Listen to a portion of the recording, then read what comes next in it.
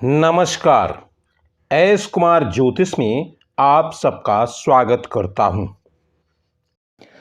आज हम बात करेंगे कुंडली में शिक्षक या प्रोफेसर बनने के योगों के बारे में, यानी कि कुंडली में कौन से योग और कौन सी ग्रह शिक्षक या प्रोफेसर बनाने के लिए सहायक होते हैं। तो आइए जानते हैं।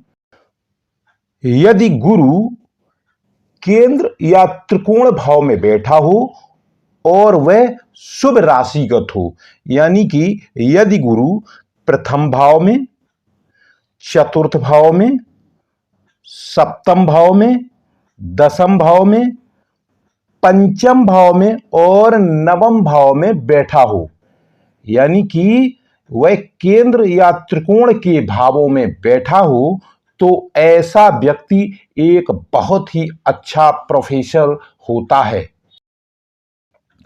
और इसी प्रकार यदि मंगल और गुरु तृतीय भाव में हो और उन पर राहु की दृष्टि ना पड़ रही हो, तो ऐसा व्यक्ति एक बहुत ही शानदार शिक्षक होता है।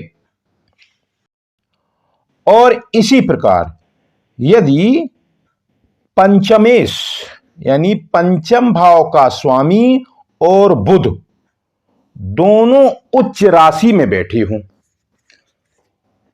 और गुरु लग्न में हो और शनि अष्टम भाव में बैठा हो, तो ऐसा व्यक्ति बहुत बड़ा गणितज्ञ होता है और वह गणित का बहुत ही बड़ा प्रोफेसर या फिर गणित में कुछ ना कुछ नया करने वाला व्यक्ति होता है। और इसी प्रकार यदि पंचमेश बली हो और सूर्य और शुक्र से दृष्ट हो, यानी कि पंचमेश पर सूर्य और शुक्र की दृष्टि पड़ रही हो, तो ऐसा व्यक्ति व्याकरण का बहुत अधिक जानकार होता है।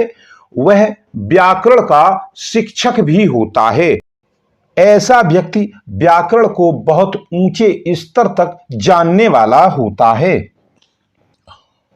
और इसी प्रकार यदि चंद्रमा और मंगल द्वितीय भाव में बैठे हों, यानी कि चंद्रमा और मंगल द्वितीय भाव में हों और उन पर बुध की दृष्टि पड़ रही हो और गुरु 11वें भाव में बैठा हो, तो ऐसा व्यक्ति शिक्षा के द्वारा धन अर्जन करने वाला होता है, यानी तो ऐसा व्यक्ति बहुत अच्छा शिक्षक होता है।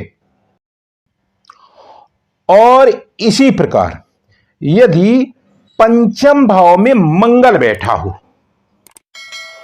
और उस पर चंद्रमा और बुध की दृष्टि पड़ रही हो और गुरु नवम भाव में बैठा हो, तो ऐसा व्यक्ति एक बहुत ही शानदार प्रोफेसर या शिक्षक होता है। ऐसा व्यक्ति शिक्षा के द्वारा ही अपना जीवन यापन करने वाला व्यक्ति होता है। यह वीडियो यहीं तक, फिर मिलेंगे अगले वीडियो में। धन्यवाद।